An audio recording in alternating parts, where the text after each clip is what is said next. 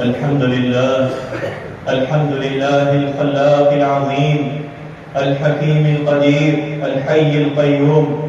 الحمد لله رب العالمين، خلق الإنسان علمه البيان وحذره من آفات اللسان. وأشهد أن لا إله إلا الله وحده لا شريك له، الذي خلق الموت والحياة ليبلوكم أيكم أحسن عملا، وهو العزيز الغفور. وأشهد أن سيدنا ونبينا محمدا عبده ورسوله، قد بلغ الرسالة وأدى الأمانة ونصح الأمة وجاهد في الله حق جهاده، تركنا على المحجة البيضاء ليلها كنهارها لا يزيغ عنها إلا هالك. اللهم صل وسلم وبارك على سيدنا ونبينا محمد وعلى آله وصحبه أجمعين. قال الله تبارك وتعالى: يا أيها الذين آمنوا اتقوا الله وقولوا قولا سديدا يصلح لكم أعمالكم ويغفر لكم ذنوبكم، ومن يطع الله ورسوله فقد فاز فوزا عظيما.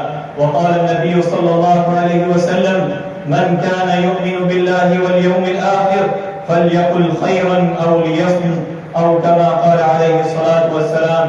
عباد الله، اللسان جارحة تحتاج منا إلى الصيانة وإلى تهذيب وإلى تدريب مستمر، فهي إما تنتقي بخير وتتكلم بما يرفعك في الدنيا والآخرة. قال صلى الله عليه وسلم: إن العبد لا يتكلم بكلمة من رضوان الله لا يلقي لها بالا يرفعه الله بها درجات. وكما قال عليه الصلاة والسلام: الكلمة الطيبة صدقة. وقال عليه الصلاة والسلام: وإما تنتقه وتتكلم بما يضرك في الدنيا والآخرة. قال صلى الله عليه وسلم: وإن العبد لا يتكلم بكلمة من سخط الله لا يلقي لها بالا يهوي بها في جهنم، أو كما قال عليه الصلاة والسلام. وقال أمير المؤمنين علي بن أبي طالب رضي الله عنه: اللسان قيام البدن، فإذا استقام اللسان استقامت الجوارح، وإذا اضطرب اللسان لم تكن له جارح. بل إن اللسان أثر على قلب صلاحا وفسادا، وزيادة صلاح بصلاح اللسان، وزيادة فسادا بفساد اللسان. عن أنس بن مالك رضي الله عنه أن رسول الله صلى الله عليه وسلم قال: لا يستقيم إيمانا عبد حتى يستقيم قلبه، ولا يستقيم قلبه حتى يستقيم لسانه، أو كما قال عليه الصلاة والسلام. ومن آفات اللسان النميمة، وهي نقل الكلام بين الناس لقصد الفساد وإلقاء العداوة والبغضاء بين الناس. تجد يذهب إلى فلان ويقول له: قال فيك فلانا كذا وكذا، ويذهب إلى الآخر ويقول: قال فلانا فيك كذا وكذا. وقال عليه الصلاة والسلام: فهي سبب في عدم دخول الجنة وعذاب النار وعذاب القبر. قال النبي صلى الله عليه وسلم: لا يدخل الجنة إمام ومر بقبرين فقال: إنهما يعذبان وما يعذبان في كبير، أما أحدهما فكان لا يستبري من البول، وأما الآخر فكان يمشي بالنميمة، أو كما قال عليه الصلاة والسلام. فشر اللسان يوم القيامة سبب لإفلاس من الحسنات.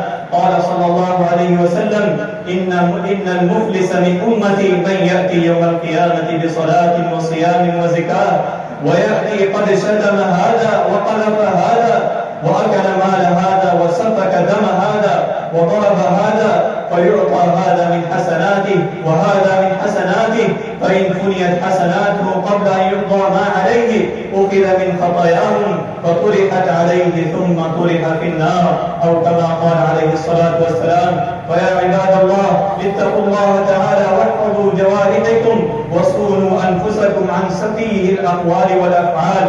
عن أبي سعيد الخدري رضي الله عنه عن النبي صلى الله عليه وسلم قال: إذا أصبح ابن آدم فإن الأعضاء كلها تكفر اللسان فتقول اتقوا الله، اتق الله فينا فإنما نحن بك، فإن استقمت استقمنا، وإن عوجت اعوجنا، أو كما قال عليه الصلاة والسلام.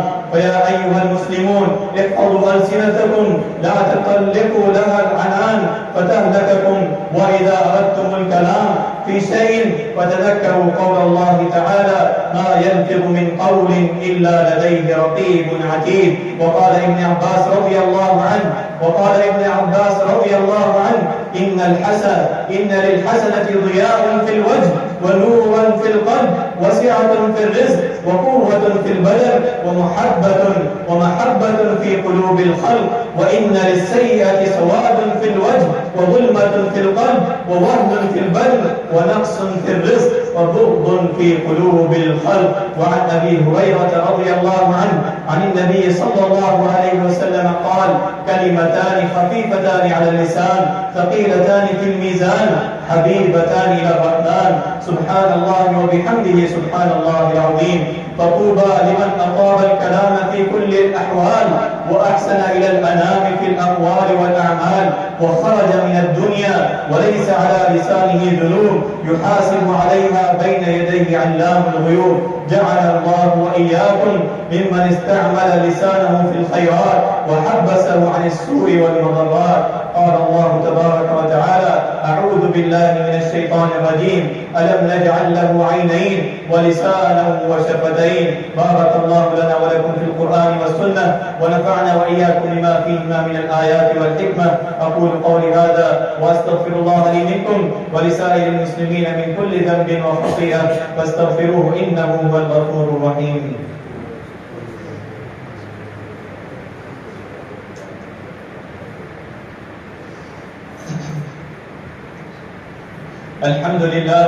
الحمد لله حمدا كثيرا طيبا مباركا فيه كما يحب ربنا ويرضى، وأشهد أن لا إله إلا الله وحده لا شريك له، وأشهد أن محمدا عبده ورسوله صلى الله وسلم وبارك عليه وعلى آله وأصحابه ومن تبعهم بإحسان إلى يوم الدين. فيا أيها الناس، فيا معشر المسلمين اتقوا الله وراقبوه واعلموا أنكم غدا موقوفون ومحاسبون وعلى أعمالكم مجزيون، وسيعلم الذين ظلموا أي منقلب ينقلبون. ولا تموتن إلا وأنتم مسلمون، واعبد ربك حتى يأتيك اليقين. هذا وصلوا وسلموا على رحمة المهداة والنعمة المسداة، فقد أمركم بذلك ربكم جل في علا فقال قولا كريما إن الله وملائكته يصلون على النبي يا أيها الذين آمنوا صلوا عليه وسلموا تسليما. اللهم صل وسلم على عبدك ورسولك، وارض اللهم عن الخلفاء الراشدين أبي بكر وعمر وعثمان وعلي رضي الله عنهم أجمعين، وعن سائر أصحاب نبيك والتابعين ومن تبعهم بإحسان إلى يوم الدين، وعنا معهم بعفوك وجودك وكرمك يا أكرم الأكرمين ويا أرحم الراحمين. اللهم أعز الإسلام والمسلمين وأذل الشرك والمشركين ودمر أعداءك أعداء الدين. اللهم اجعل هذا البلد وبلد الحرمين آمنا مطمئنا وسائر بلاد المسلمين. اللهم احفظنا واحفظ بلادنا وبلاد المسلمين من كل شرور ومن كل كروب ومن حسد الحاسدين يا رب العالمين يا أرحم الراحمين. اللهم ألف بين قلوب المسلمين، اللهم انصر إخواننا المسلمين المستضعفين في فلسطين وغزة. اللهم حرر المسجد الأقصى من أعدائك وأعداء الإسلام والمسلمين. اللهم وحي صفوف المسلمين يا رب العالمين. اللهم احسن عاقبتنا في الأمور كلها وأجرنا من خزي الدنيا وعذاب الآخرة. اللهم إنا نسألك العفو والعافية والمعافاة في ديننا ودنيانا وأهلنا ومالنا. اللهم اشف مرضانا ومرضى المسلمين. اللهم اغفر للمسلمين والمسلمات والمؤمنين والمؤمنات الأحياء منهم والأموات إنك سميع قريب مجيب الدعاء. ربنا تقبل منا إنك أنت السميع العليم وتب علينا إنك أنت التواب الرحيم. اللهم إنا نعوذ بك من الهم والحزن والعجز والكسل والبخل والجبن وغلبة الدين وقهر الرجال. ربنا آتنا في الدنيا حسنة وفي الآخرة حسنة وقنا عذاب النار. اللهم إنا نعوذ بك من عذاب القبر ومن عذاب النار ومن فتنة المحيا والممات ومن فتنة المسيح الدجال. عباد الله، إن الله يأمر بالعدل والإحسان وإيتاء ذي القربى وينهى عن الفحشاء والمنكر والبغي يعظكم لعلكم تذكرون. فاذكروا الله العلي العظيم يذكركم واشكروه على نعمه يزدكم ولذكر الله أكبر والله يعلم ما تصنعون.